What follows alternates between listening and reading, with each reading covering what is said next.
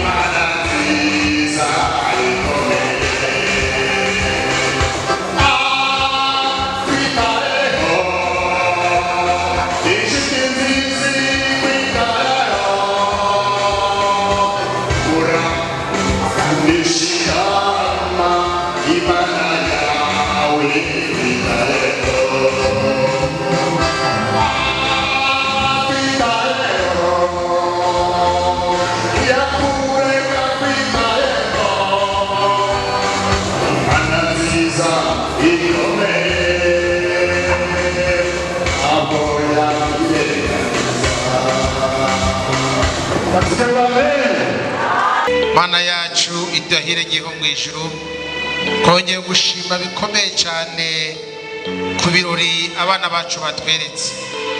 Twabonye akarasisi kandi twabonye ndetse na teatre, ndetse twabonye n'indirimbo zitandukanye. Izina ryawe nirihabwe icubahiro. Akanya tukuzaniye umukozi wawe ugiye kutugezaho ijambo ryawe, reka umusukeho amavuta maze avuye weho abe nka mikoro, maze wari wivugira umwuka muziranenge amuyobore muri byose. Natwe turi hano duciye mu mufumo twumva umwuka tubwira, tubisize twizeye mu izina rya Yesu umwami wacu, amen. Twishimye cyane ijambo ry'Imana rigiye kutugezaho.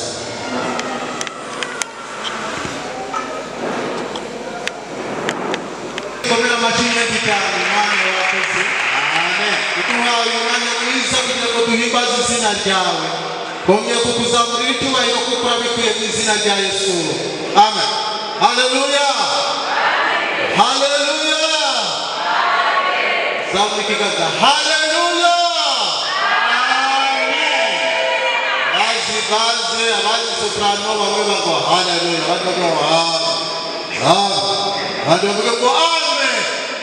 Kumbe yuko ayo majwi arimo ajya mu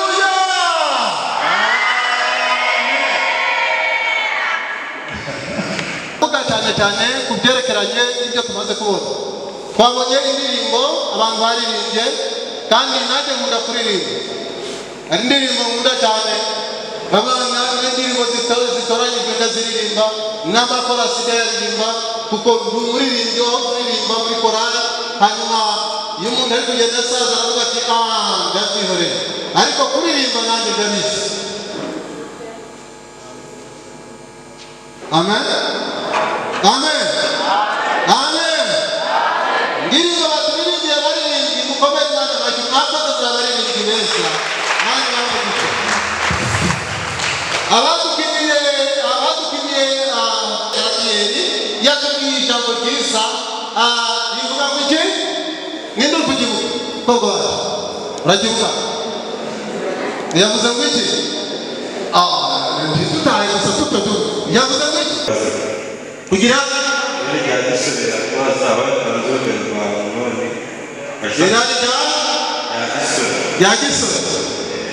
Biradesha abantu bagomba kugira kwifata, ariko bamwe ngo kwifata tubigize gute? Murango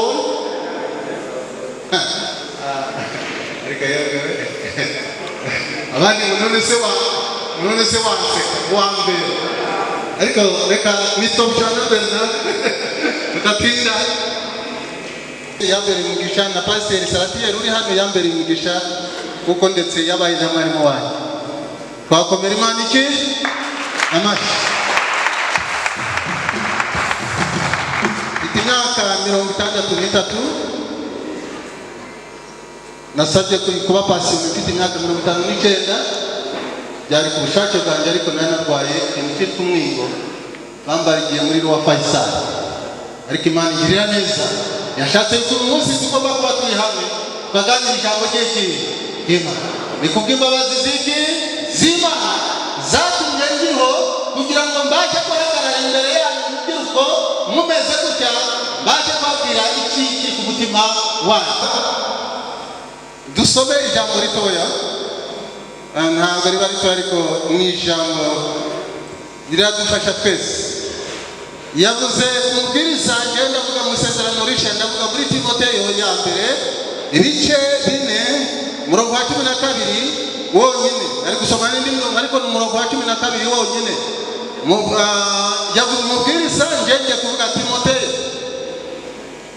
anono ariko garagara ibice 4 murongo wa 12. Ari gusoma n'indi mirongo ariko siyo ndasoma yose, ndasoma iyo ngiyo yonyine.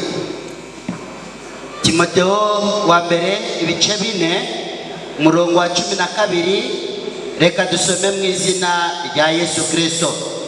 Ntihakagire uhinyura ubusore bwawe, ahubwo ub'icyitegererezo cy'abizera,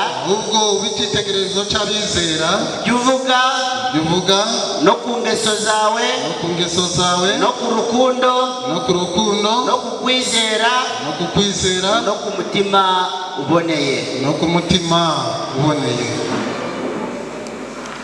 Arongera ansubiriremo n'ubundi uwo murongo tusubiremo. Timoteyo wa mbere 4:12.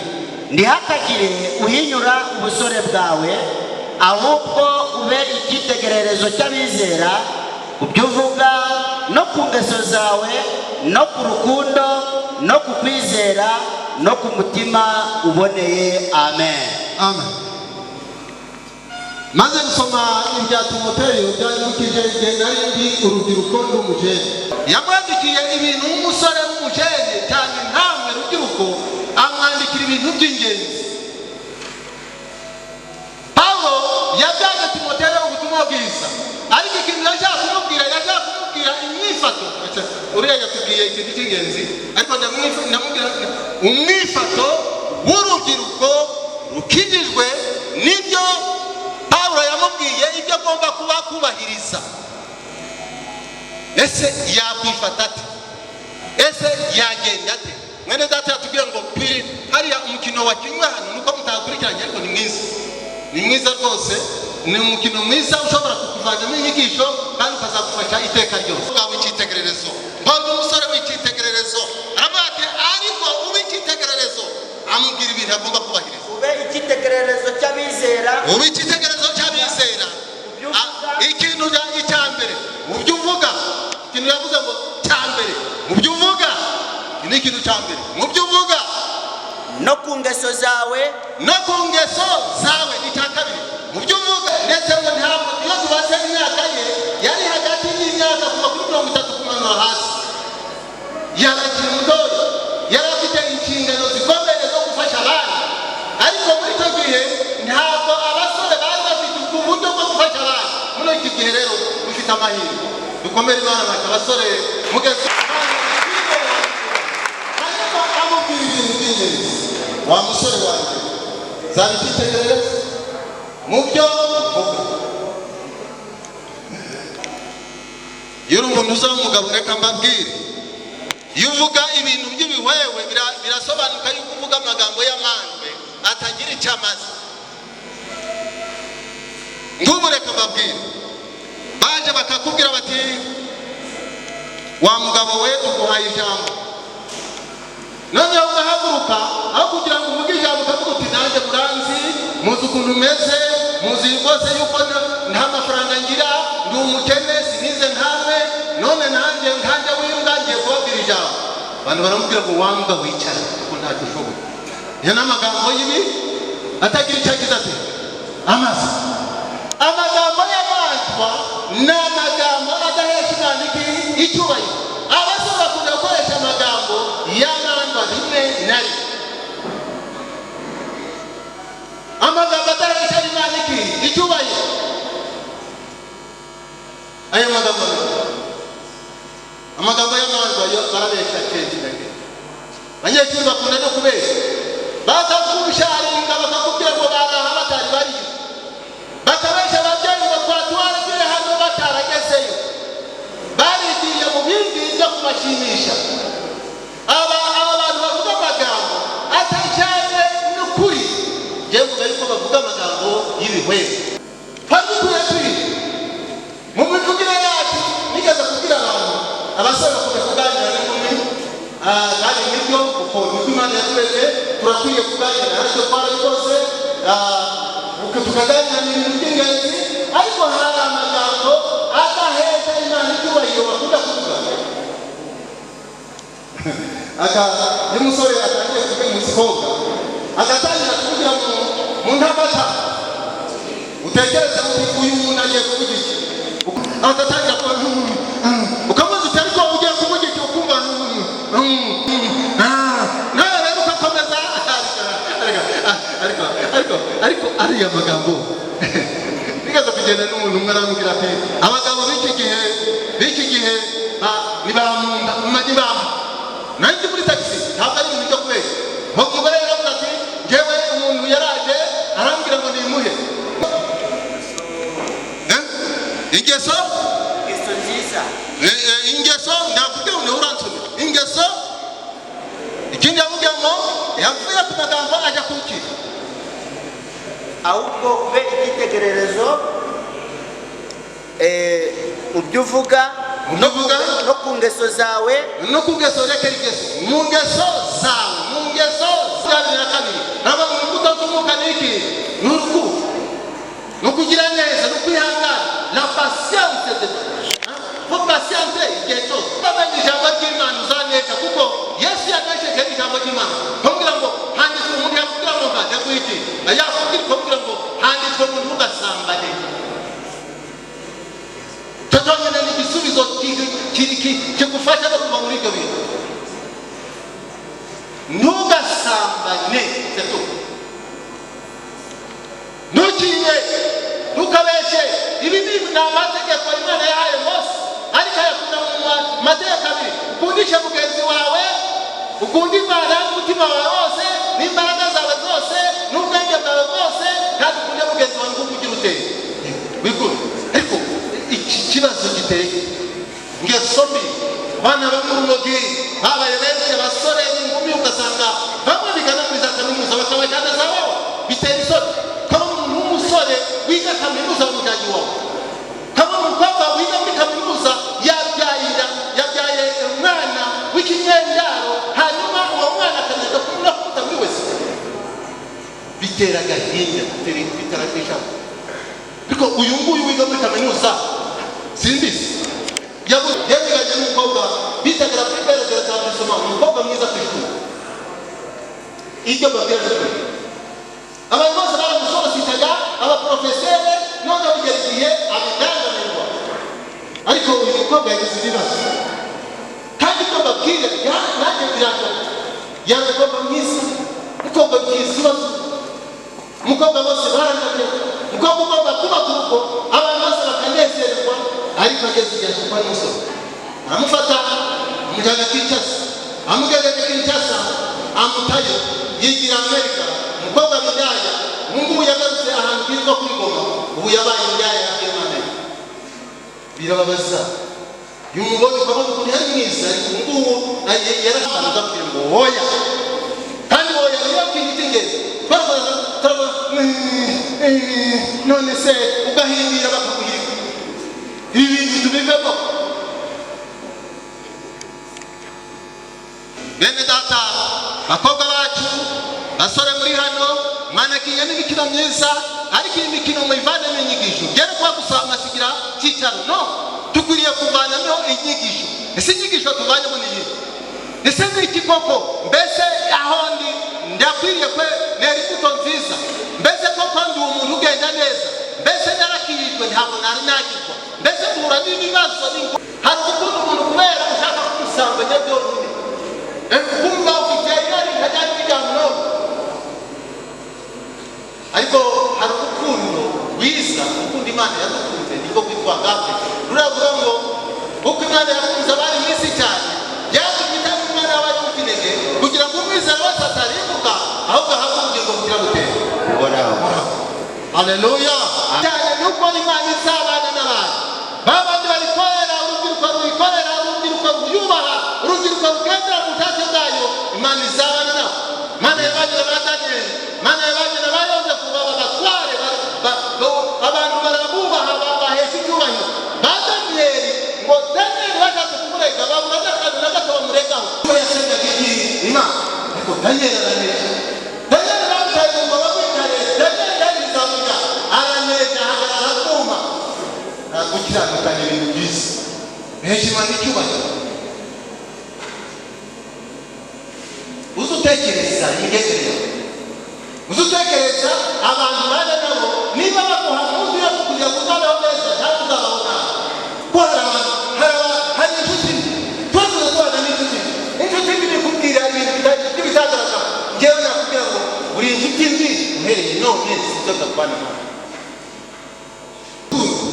rwarundi rukunda Imana rugakunda na mugenzi wawe nk'uko wikunda icyo wifuza kitaba kuri mugenzi wawe ntukakifuriza undi niba utabuzi yuko umuntu atwaye ikinyenda atwaye inda wewe utayitwara ntukabimwifurize bakwizera neza yuko ibyo Imana yavuze bizagira biteye bizasohora byanga byakunda ibyo Imana yavuze bizagira biteye bizabisohoza ntabwo ibeshya kuko ibyo Imana yasezeranye bizabisohoza byanga byagira biteye byakunda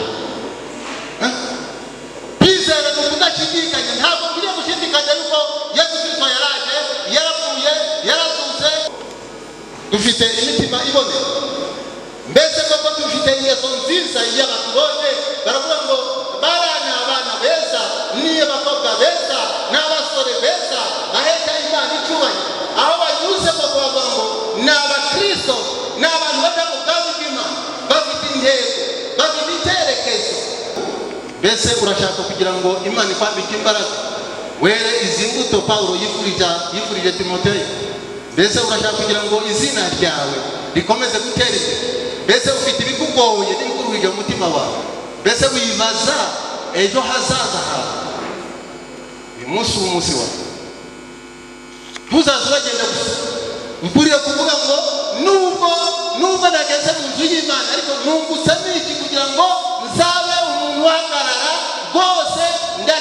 urubanza wari umucamanza ukomeye uzacira buri wese urubanza ruhanye n'ibyo yakoze gusengerwa kugira ngo Imana izadufashe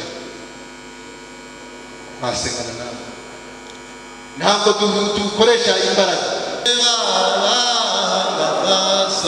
bakabakoze isoni wowe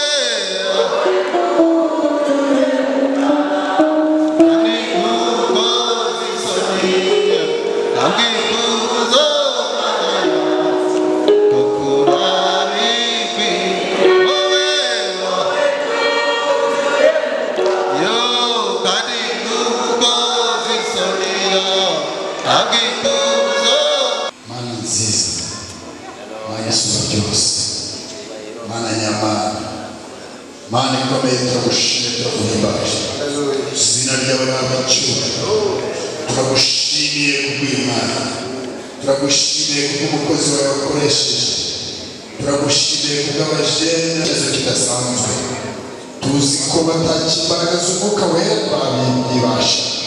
Niyo mpamvu tubasaba imbaraga mu izina rya Yesu Kristo. Turahagaze n'abadayimoni, turahagaze n'ibitabo byose, turahagaze n'Satani kuri bo mu izina rya Yesu Kristo. Ubafata n'ubarekure. Oh haleluya! Wagira kubasengera kuzasoza neza, tubasengera kugira ngo data ubafashe icyemezo cyo gucika umwanzi Satani, ubafashe icyemezo cyo guteza intambwe, ubafashe icyemezo cyo kugusanga. Oh haleluya! Tusoze mu magambo y'amaboko kandi umuzaza wese uzabangira urushe uremerewe maze uzana mu rubuye. Ndagushimye ko uhuye abajene, ndagushimye ko uhuye abakobwa, ndagushimye ko uhuye abasore. Reka bicishe bugufi dusenge Imana yacu idahiriye mu ijuru, twongeye kuza imbere yawe tugushimiye ko uyu munsi wa none Mwami Imana twumva ijambo ryawe wakoresheje umukozi wawe cyane cyane wigisha urubyiruko. Uru rubyiruko rugomba kuba icyitegererezo, haba mu byo bavuga, ubuhamya bwabo, mu rukundo, n'ibindi byose bibaranga. Mana ukomeze uhabwe icyubahiro. Reka aba basore n'abakobwa tubazanye imbere yawe kugira ngo Mwami Imana uzabahe kuzatsinda amashuri ndetse ubahe kuzazamuka ku rwego rwo hejuru rwa za kaminuza, n'ubishima uzabakazi ubuzima bwabo buhungabana, ahubwo igihe cyose babe bari icyitegererezo cy'aho bari, cy'aho bigera, aho hose Mwami no ku mubiri wabo baje bafite icyitegererezo cyiza. Bana nabo kandi ubagirire neza, ubahe gukomeza ku ijambo ryawe, ubarinde Satani n'umwanzi mube ubashuka, ubashukisha ibiyobyabwenge, ubashukisha inzoga, twizeye ku izina rya Yesu Umwami wacu.